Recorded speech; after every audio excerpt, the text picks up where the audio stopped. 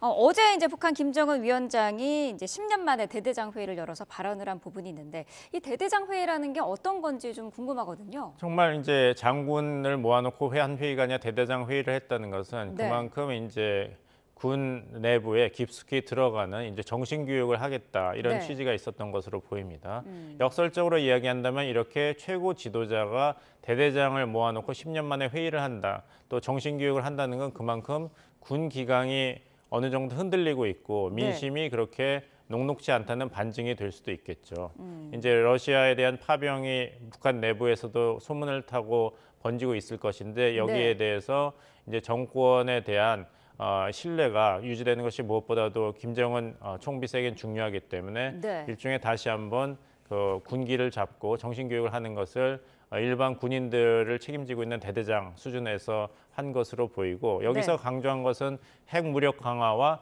전쟁 준비 완성, 총력을 기해야 되고 네. 핵무력 강화 노선은 불가역적인 정책이다. 여기 네. 바뀐다는 것은 상상을 할 수 없고 불가역적 정책은 이미 오래다는 것은 지난 21년 1월에 제8차 당대에서 5가지의 신형 무기 개발을 천명했죠.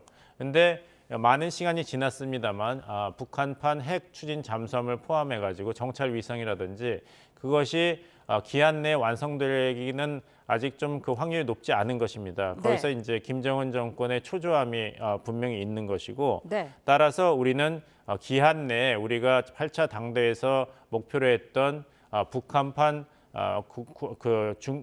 국방 중기 계획을 필히 완성을 해야 된다. 이렇게 독려하는 그런 발언으로 이제 해석이 되고 네. 지금 상황은 미국의 전쟁 상인들로 인해 제3차 세계대전이 일어날 수 있는 위험한 지경이기 때문에 비록 지금 민심이 흔들리고 여러 가지 경제난으로 정권에 대한 불만이 있더라도 정권을 믿고 단결을 해야 된다. 이런 것을 다시 한번 강조하는 그런 것이 눈에 들어옵니다. 네.